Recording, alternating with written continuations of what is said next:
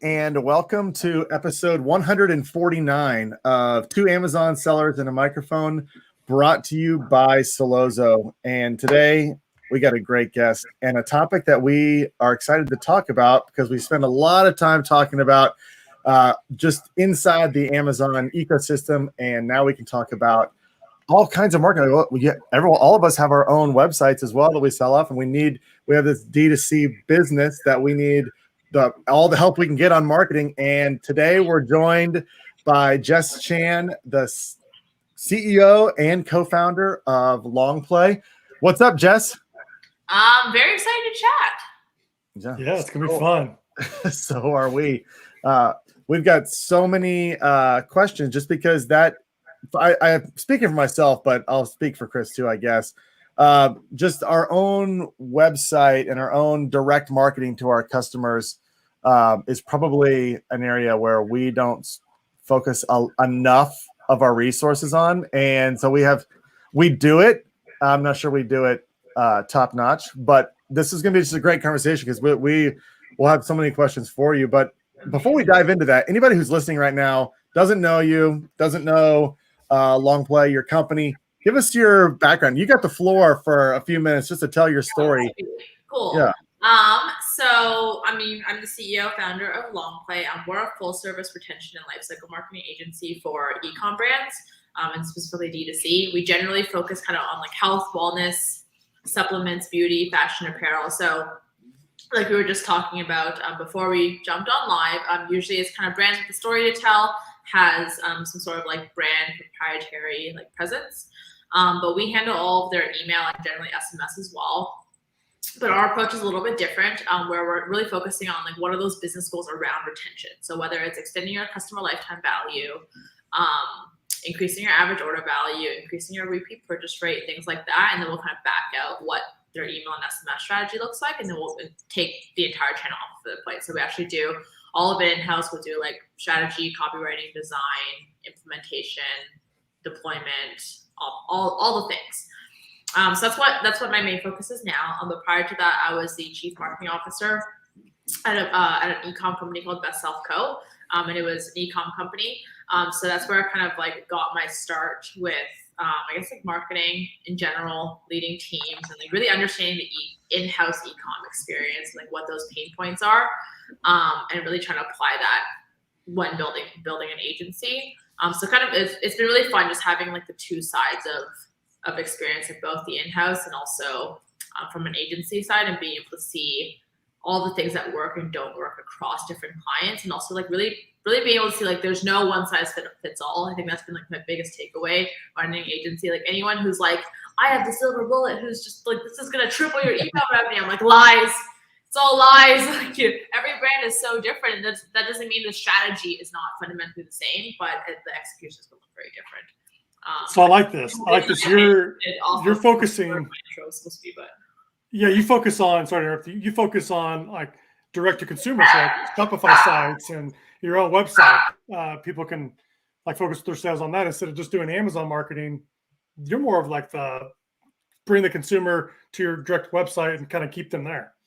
Yeah, so we're really focused on like, as after you have all the Facebook paid ads, Amazon, like all the channels that are generating that brand awareness, great. You've got them in the door.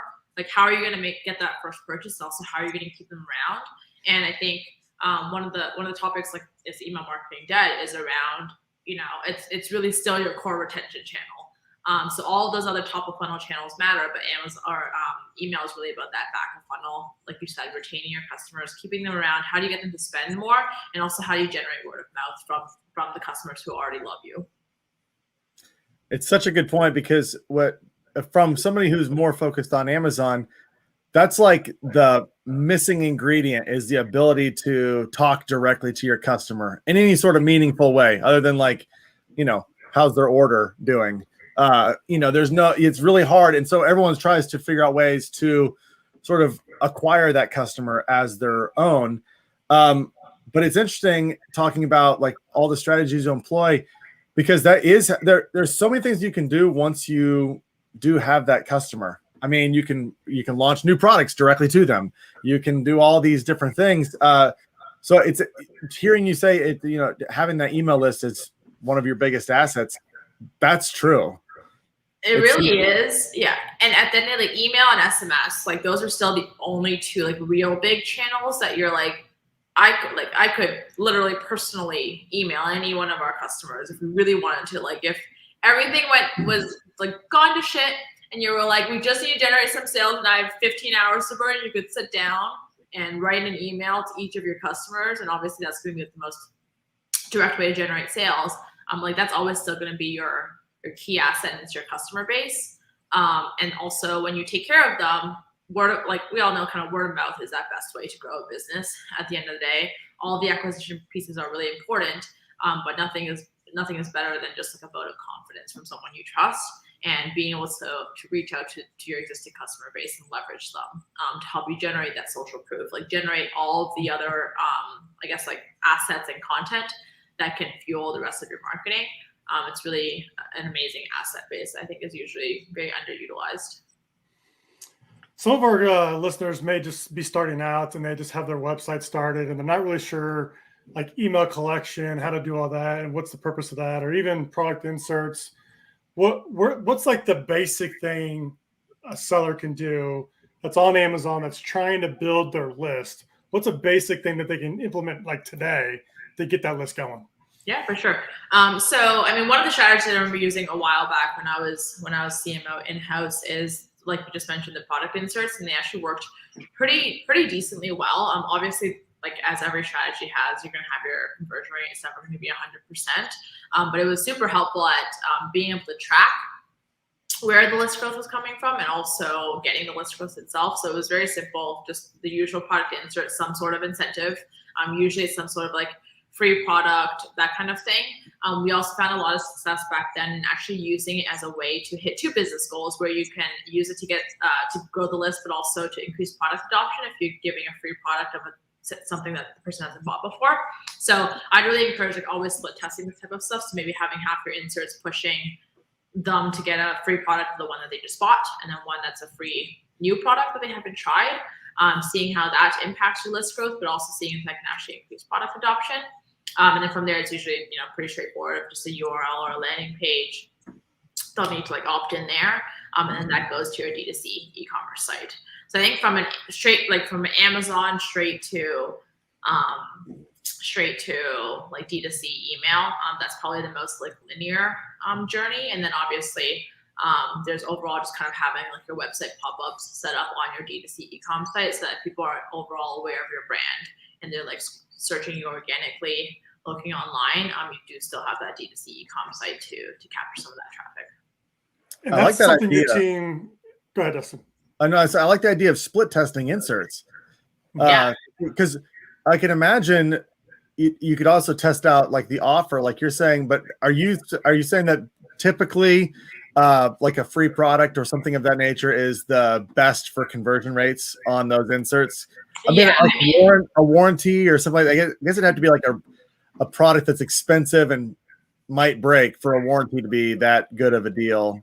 Yeah, and I think that's a good point. Like we typically work with products that are like sub $100 AOV, and it's more like supplements, beauty, like apparel, things like that. So like people probably are not going to opt in for a warranty on a sub $100 product. But I think it's a great point if you're selling higher ticket items.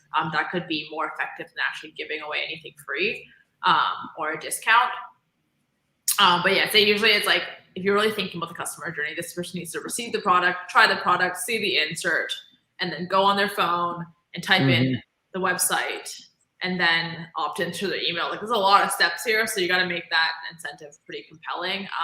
Just a join our list is probably not going to do it on the insert.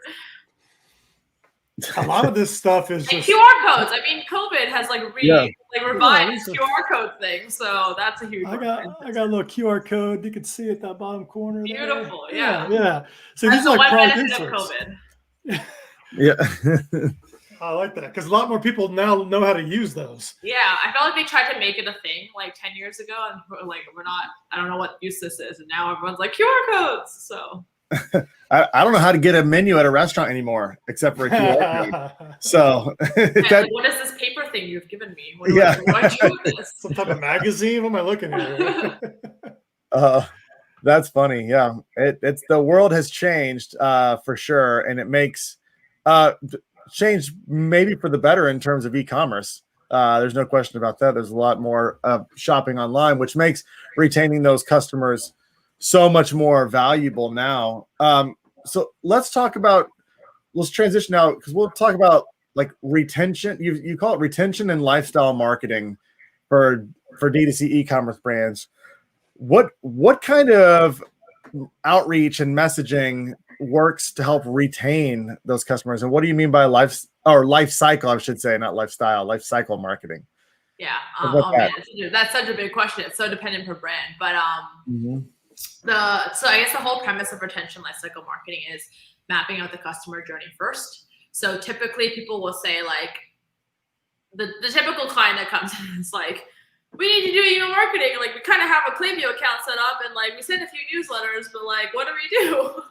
And we're like, that's great. It's a great place to start. It's fantastic. And like we can work on it from there.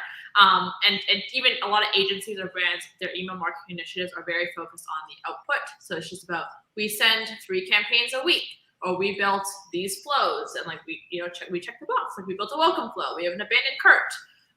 We send out a newsletter each week, and like it kind of looks okay.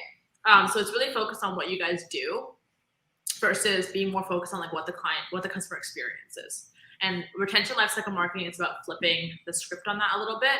And every place that we start is always going to be about, one, what are the different customer journeys that exist in your business? So let's take a supplement brand, for example, with like, let's say, 3 SKUs. We always start with a customer journey of like, cool, what are the different customer journeys that exist? Do most people buy product A first? Like that's almost 100% of your sales, and then they go off and discover a bunch of other products that they can buy from you? Or are all 3 SKUs kind of like equally popular with purchasers? And that's going to be a very different type of business, whether it's someone with a hero product type business or a product catalog type business. So from there, we might say like, cool, if someone buys product A and they have a trial pack, what does their customer journey look like from there? Like, what are the different goals? If someone buys a trial pack, we want them to experience it for like the first 30 days. That's when they start feeling the effects. And then we want to get them to buy a whole bottle of it. And then once they've used that for 60 days, that's when we found that we can actually start introducing them to other SKUs in the product catalog. And that's how we're going to retain the customer, because we're going to hook them in with a trial. They're going to experience the benefits. Then we're going to get them on buying a full bottle at full price. And then we might get them on subscription 2 months later. And then we're going to start cross-selling them on all other products. And that's going to be the best way to like maximize the lifetime value of this particular type of customer who came in buying product A.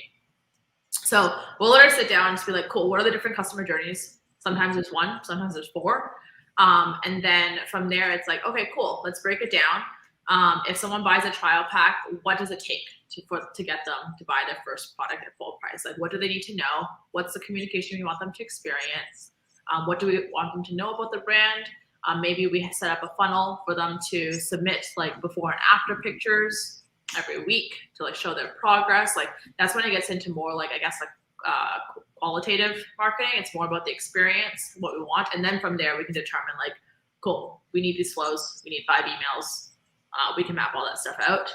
But it's almost like by the time you determine the number of emails that go out, that's kind of the tail end of the strategy. And I expect it's kind of the same thing on Amazon. Like by the time you are launching the product, like 90% of the work has already been done up front through keyword research, market research, all of the different things. It's the same thing on the email side. And that's why we always say like we're approaching it from a retention lifecycle marketing strategy first. And then we'll back out what the email or SMS strategy needs to look like.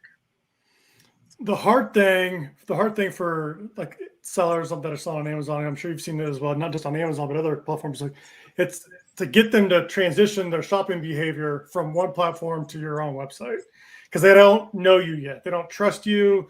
They don't know who you are. They just know they bought your product and all of a sudden they got an insert. They came to your site and now you're trying to keep them on your site. So what do you do there to like nurture them and get them to with you? Is it sharing your story? Is it sharing more content, like how you existed? What's the strategy there to kind of get that cold traffic to be more of a warm traffic?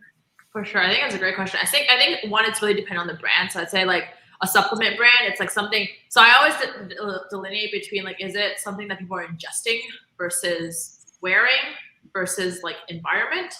And I think that those are the biggest like indicators in my head in terms of like how you need to speak to a customer differently. Because it's like a supplement company needs to treat their customer very differently than like a home decor company, not because it's any less or more important, but it's a very different relationship with the product.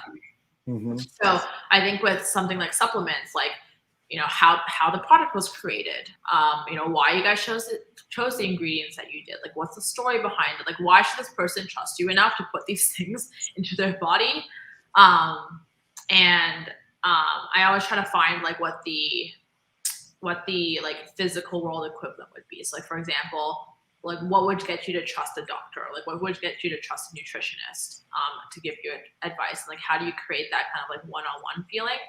And I think a lot of that is going to be done through packaging, inserts, like especially if you're selling on Amazon, like what can you do from a packaging standpoint for someone to be like, oh, this isn't just an Amazon package. Like it came in an Amazon bag.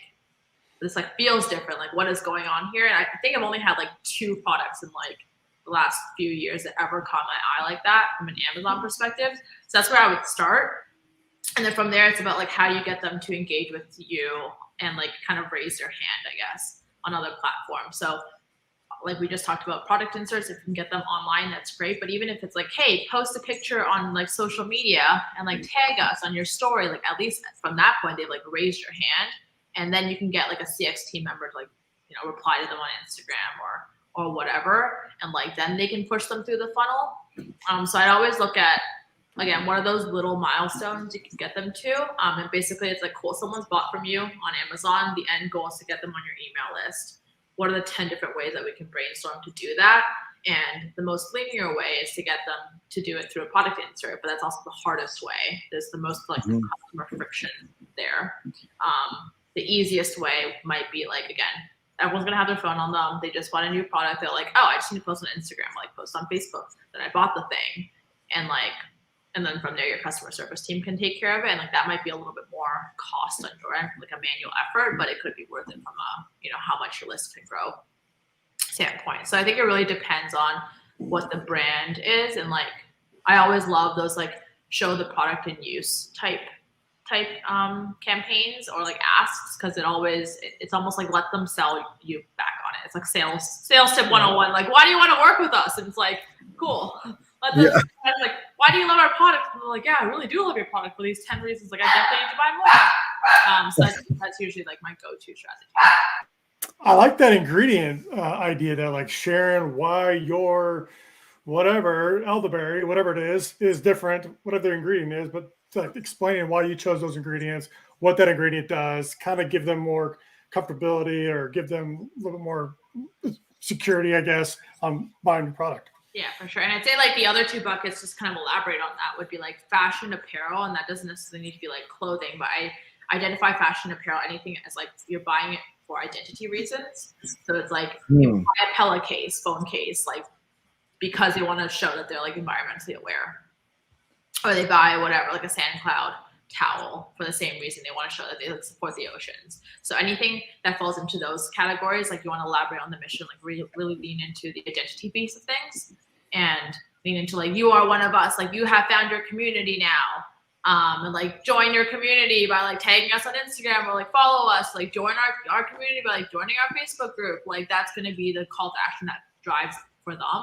Whereas like for supplements, the call to action might be more of like, you know, opt in to get more info on like health and wellness tips. Like they might be more info driven, whereas fashion apparel is probably more community driven. So like you opt in for a community, and then like home decor and things like that might go like anything like more environmental might be more of like see inspo on like how other people are like decorating their homes. So comes back down to like marketing 101 of just like, why is your customer buying from you? Like it has nothing to do with your brand name or your logo or any of those things, or like the fact that you chose the right keyword. Like yes, all those things were really important to like getting in front of them, but what's the real reason they're buying from you?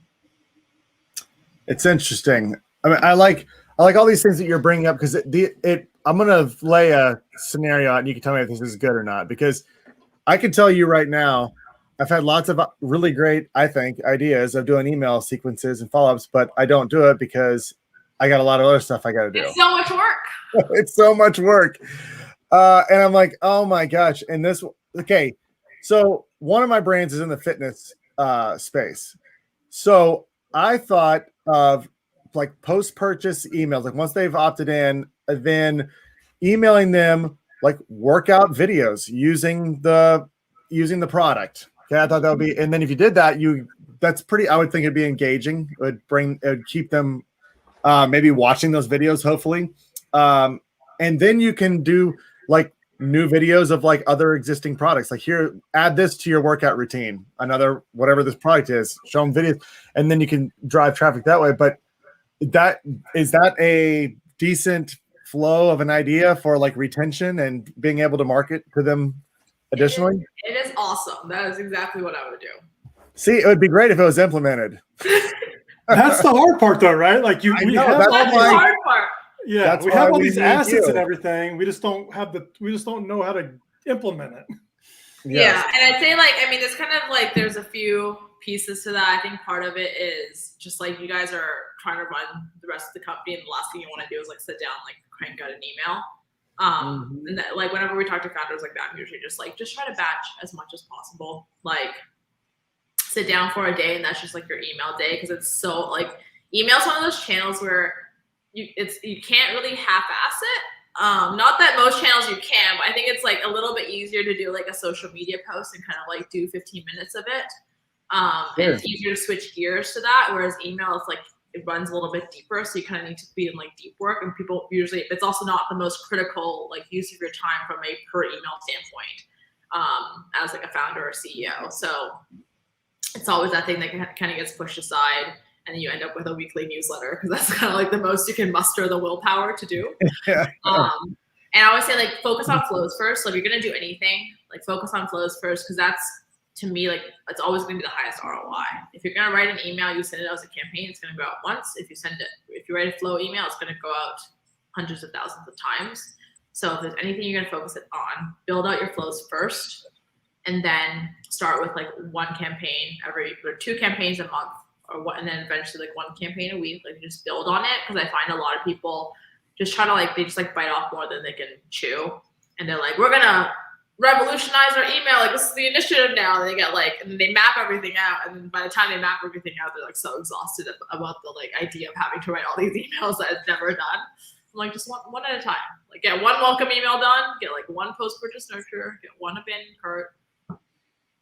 And each one of those is a different message. You mentioned welcome email. What does that mean? Yeah, so I'd say that the key flows to always start with, one is going to be your welcome flow. And this is targeting customers who, I guess for Amazon might not be as critical, but generally for e-com, for example, this is people who join your list and haven't purchased yet. Okay. So it's just about getting them to make their first purchase on your site, and introducing them to the brand, introducing them to the products. Generally, I'd say at an absolute minimum, obviously just get 1 email done, ideally 3. And then if you're really ambitious, you can get 5 done. But I'd say 1 to 3 is decent. Second one's going to be your post-purchase nurture. And this is thanking customers after they bought from you. Usually this is about either educating them on how to use the product, giving them more valuable content, and also cross-selling them as well. So I always say the most missed part of marketing, I would say, is the time frame when someone purchases to when they actually get the benefits of the product. And the best way to increase retention and increase repeat purchase rate is to make sure that they actually enjoyed using the product. And most of the time when we see people why people don't refill on supplements is usually that they forgot to consume it, or they didn't really know what the benefits were, what they were supposed to expect, and they don't know what to look out for. And it's kind of that subliminal marketing. If you're hey, when you take these supplements, you're gonna feel more energized, and they're I'm so excited to feel more energized, and they're gonna take the supplements and I feel more energized. If you don't mention it, they may not have noticed. Yeah. So starting to set those expectations and plant the seed. That's gonna be your post-purchase nurture. And then your third one should be your abandoned cart, and that's going to be anybody who is showing buyer intent on your site. So they've added products to cart, they started checkout, they haven't completed the order. That's just about getting the conversion. So with abandoned carts, I really love things like 30-day guarantees, warranties, social proof, 10,000 5-star reviews, testimonials, free shipping, anything like that. Usually really helps. So those are going to be your top 3 flows. And then from there, usually it's going to be something like a browse abandonment, which is people who are showing, who are viewing the product on site. And then also usually win backs and cross sells as well. And that's about extending your lifetime value. So those are the top 6 that I'd always suggest you start with. And it's always if you can just get one, that's only 6 emails. If you get 1 email per flow, that's doable in a day. Drink some coffee and you can crank it out. And then from there, once you start seeing the revenue come in, you have a little bit more willpower to build on those flows. And these are all automated. These are all automated. So it's you're spending from an ROI dollar per hour standpoint, it's fantastic because you're sitting down. Let's say it's going to take you a full day, so you're spending 8 hours, and those emails are going to be running for a year. So that's definitely always where I suggest people start, because it's campaigns gets exhausting, and usually I find people are very ambitious of we're gonna start a weekly newsletter. I'm no, you're not. You're not gonna you want to do it now. In a month, you're not gonna want to sit down and write this freaking weekly newsletter. Just do the flows, do it as a one-off project, and then if you actually find yourself naturally creating newsletters, that's great. But I'm always a fan of automation versus having to do a lot of work. Yes. All right. It sounds like the hard part is keeping them engaged. They're going to get the welcome, they're going to get the abandon, they're going to get the win back. All those are going to kind of happen on their own. But after they bypass those stages, it's a matter of keeping them engaged with newer things like new blog posts or new product. Is that right?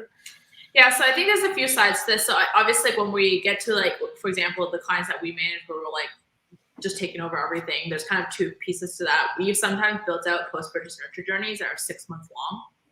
Perfect. We never start there. So I'd never be go build a 6-month customer journey. That's built out over time.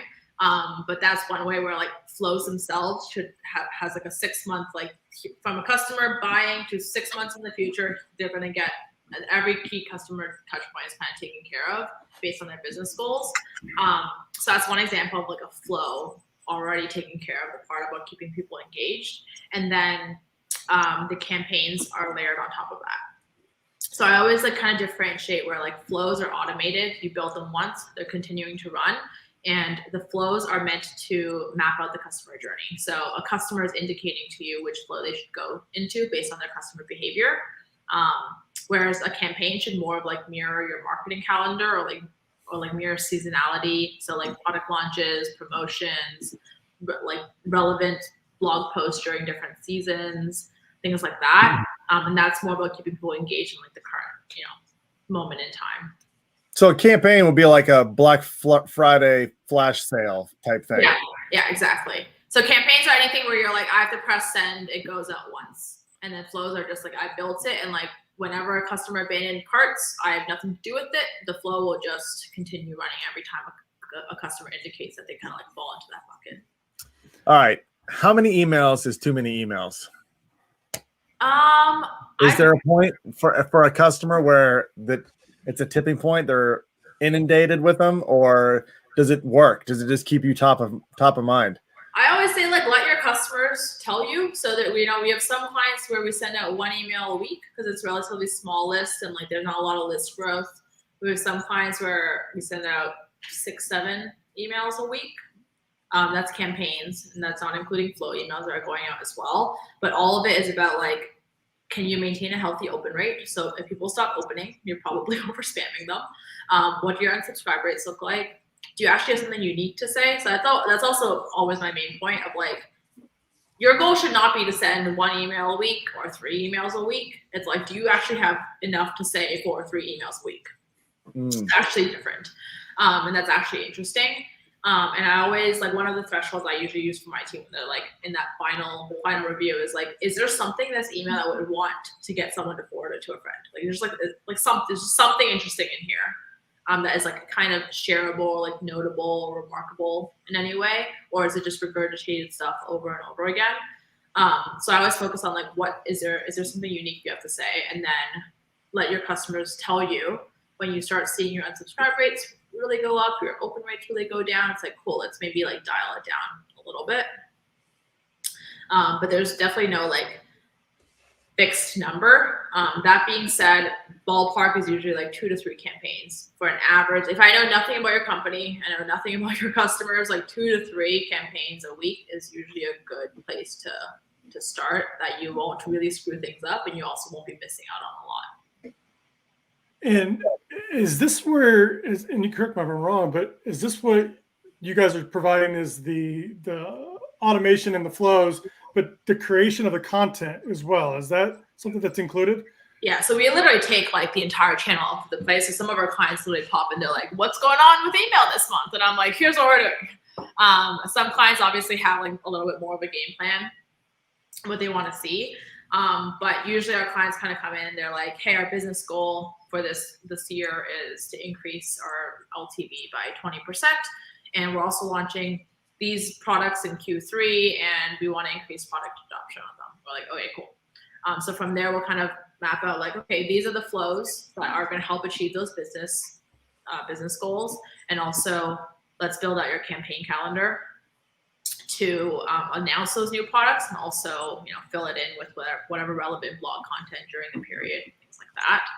And then we'll make sure that's all aligned with everything else going on in the business, and then we'll take it from there. So we'll develop all the strategy, we'll do all the creative, so copywriting, design we do in-house, and then obviously we'll set it up in your ESP, launch it, pull the analytics, do it all over again. That sounds nice. I like that. I've been on the other side, so I was like, I know exactly what pain point we are solving with this thing. Oh, yes. I was on the other side as a CMO, and I was like, this is such a waste of my time. I'm like trying to get these emails out, but like, this is how to do it. I mean, just like I told you, I mean, I feel like I had this really good idea, but it is just to implement that is too much work. So yeah, this is something that anybody out there, especially to do it right, just to get, you can have that idea, but I could get the content totally jacked up and not hit the right. You can miss a link in the button or something. Like, yeah, I mean, anything. Exactly. Yeah, I probably would do that. Okay, let's transition to SMS texting. Okay, there's got to be maybe a little different strategy in reaching out there. So number one, what are strategies to get people to opt in on that to begin with? And then what kind of messaging do you send through text? That's a good question. So, I mean, I will admit up front, from a personal bias standpoint, I hate SMS marketing as a consumer. So yeah, a lot of our strategy is going to be probably a little bit like more tame compared to like someone who's like, SMS marketing is going to change the world. We're probably a little bit more aggressive. So we lean a little bit more towards like, how can SMS supplement email? It's still a major revenue channel. We still push with it. But we don't want, like, most of our clients who come on, they're like, I don't want to be the spammy SMS people. They also don't want to be the spammy email people. So I'm always a fan of, with SMS, it should have a little bit more of that personal touch. So we always kind of write a little bit more like it's sounding like it's coming from a friend, or like coming from like a actual person like texting you. Like it's like, to me, it's just such an intimate part of someone's life. Whereas like email, I feel like people have been conditioned to like receive emails from brands. Whereas like even I feel like a little invaded when I'm like, this brand just texted me, like these are my messages, like this is so intimate. I'm like, how did you get my number? You know? So we try to be like cautious of that. So in terms of like growing the list itself, it's still pretty straightforward with it's the same as email, where most of it is going to be through the pop-ups. Whatever strategy you're using for email, generally I'd say like just use the same thing for SMS. But that being said, you can obviously use the two to cross-sell or to grow each other's lists. Typically your email list is going to be bigger than your SMS list. So most of the time the strategy is going to be about how do you get your email list to opt into SMS as well. So typically we'll have like, if you're doing like a welcome pop-up, having like a 2-step pop-up. And then you can also set up your pop-up so that if someone is already subscribed, to your email, they'll only get a pop-up to subscribe to SMS as well. So kind of having that customer experience. And then we're a huge fan of just like having emails include like a little section to opt into SMS in the email. Sometimes we'll send out emails only just for SMS.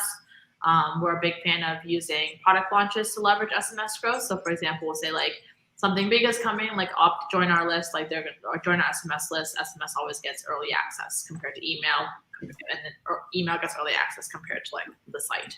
So having that kind of like tiered VIP type like grouping of your customers.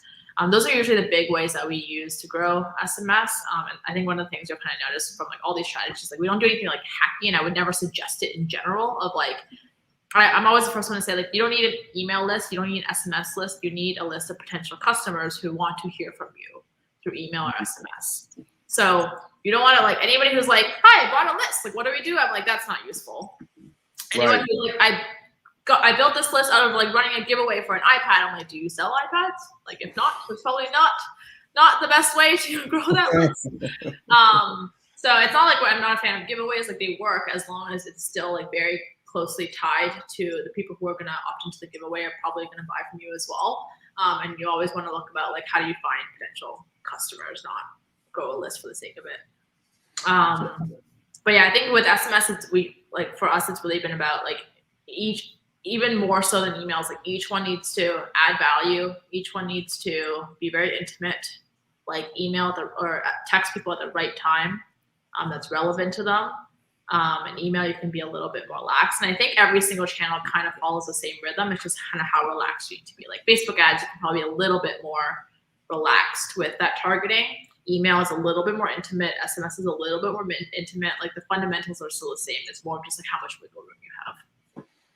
I got a brand that I purchased energy bars from, I don't know, 6-7 months ago. And they do SMS only. Like I don't get any emails from them. Ooh.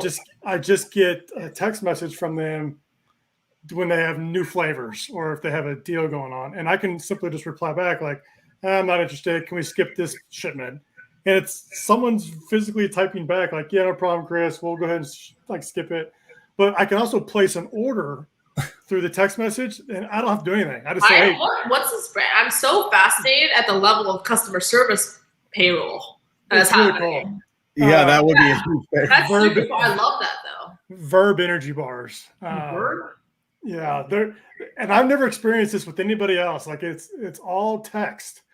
And it's kind of strange, but at the same time, I know that if they send me a text, I can say, hey, just skip it, or hey, can I order this? And I don't have to go in, put my address in or nothing like that. I just say, ship it to me, and they just ship it on their own. That is fascinating. I love that. It's pretty crazy. Cool brand too. It's pretty crazy. Well, yeah, okay, so Q4 is coming up. Q4 is coming up. I'm sure you're aware of this. You're aware. What's going on with you? Between Q4 and iOS 15, I have thought about nothing else. Yeah, I'm sure. I'm like, so God, I hate Apple. What's on the agenda for you? Q4 is coming up. What are you doing with your brands now? I mean, it's all been about Q4 planning. So we kind of take like a rocks, pebbles, sand approach to Q4 planning, which is like, give us the outline. Like what kind of sales you want to run? When do you want to run it? And this year, I mean, I think I always say this year everyone's worried, but everyone's worried every year. So to be honest, I feel like this Q4 feels the same as every Q4 in the sense where it is always chaos. And it's never boring, and everyone's worried all the time, and everyone's doing everything last minute. But it's not my first rodeo. So in that sense, it's kind of like, for me personally, it's kind of like every Q4 is about the same in the sense that it's very different every time. But it's really just about like looking ahead, starting to plant the seeds to like nurture. So for example, usually like October, early November is kind of a dead zone for a lot of e-com brands. And I think it's usually an underutilized part of the email marketing calendar. Now's the time to like start planting those seeds to get someone interested in your product. So I would say like, if you think about your own Black Friday shopping, like no one, like maybe it's like 10 years ago, people were like, what's on sale? Like, let me go browse. Like now it's more of just like, ooh, I want to buy from these brands. I know Black Friday is coming up. I'm just going to wait. So people are kind of like, you might have like, I can splurge like $1,000 this Q4. And you're going to start having this mental list of like, these are the brands I want to buy from, like what's the sale going to be. And I think October and November is kind of the time to get on people's like mental list of, I'm going to check in on their Black Friday sale. So I would say like by the time, if they're just discovering your sale, by the time it gets to their inbox on Black Friday, it's almost too late. Like you might get some people there, but usually those people are going to be like raving fans or people who've been following your brand for a while. Very few people are going to be opening your email and discovering your brand for the first time through by the time we get to Black Friday. So right now it's really about like, how do you build up that customer loyalty, build out that awareness, like start nurturing your customers, get them like educated on your products. Like basically you want to like remove all buyer objections, like remove all the questions, all the confusion. How do you get them pretty much like primed to buy? And then Black Friday should just be about like closing the sale. So that's really where a lot of our focus is right now. And then obviously just kind of planning ahead and like mapping out the sale periods and making sure you kind of have some sort of like rhythm during Black Friday. So the biggest mistake I usually see is people who are like scared to promote during that period. And I'm like, just do it. You just got to rip the Band-Aid off. And then also people who like half-ass the promotion. So I'm like, don't run a 15% off. Like either don't run a sale or run a sale. But like the middle ground is the worst because you kind of cheapen the brand and you also get you don't get the equivalent sales bump that's worth.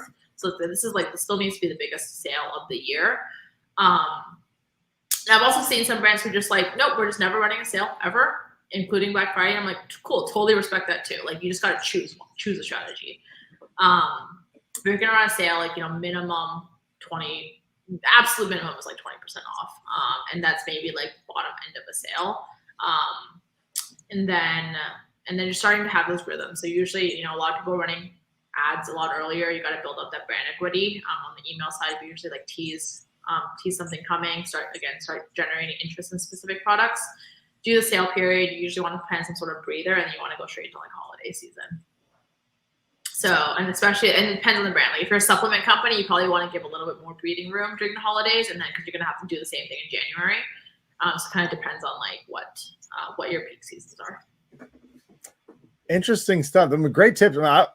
Personally, I didn't really put too much thought into the discount being like cheap. Like if it's a 10% off, that really, I get your point now. It's like, they're not even, it's like, would you if you went to like whatever Best Buy, they were like, get 10% off a monitor, where you'd be like, what are you doing? It's Black Friday. You're like, yeah, you want like the $500 TV for $250 is what you want. It's like not even in my opinion, it's like not even notable until 30%.